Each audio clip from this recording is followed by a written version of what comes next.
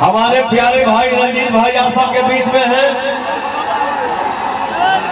और भोजपुरी इंडस्ट्री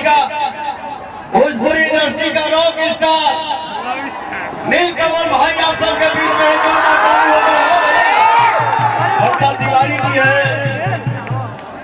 हमारे भोजपुरी इंडस्ट्री का चॉकलेटी स्टार आप सबके बीच में आ गया है।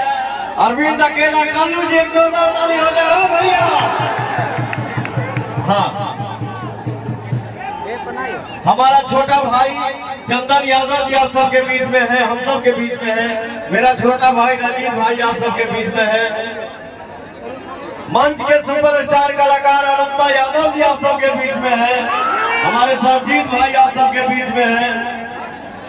हमारे सेल्फी जी आप सबके बीच में बानी, शिवानी सिंह जी बानी। हमारा छोटा भाई मेरा लाडला मेरा दुलारा विजय चौहान जी आप सबके बीच में है। बात बनाने के लिए बहुत लोग बात बनाता है भैया, लेकिन एक गांव का लड़का जो बारिश के मौसम में 2-2 दिन 3-3 दिन भूखे रहा हो, उस गांव से जिस लड़के को आप लोगों ने निकाल के इतना नाम दिया कि आपका ये बेटा, आपका ये भोजपुरी समाज का लड़का पवन अगर लंदन में भी खड़ा होता है तो कोई आके बोलता है सर एक फोटो, सर एक सेल्फी, तो मुझे भी बड़ा खुशी मिलता है मनी मन कि चलिए मैंने भी कुछ भोजपुरी के लिए सेवा किया।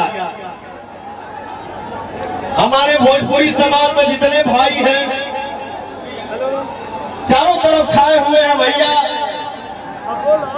आप सब के आशीर्वाद से, क्योंकि आप वही किसी को रातों रात बिगाड़ देते हैं और आप वही किसी को रातों रात सुपरस्टार बना देते हैं। ये देखिए हमारा शेर खड़ा है गुंजन सिंह।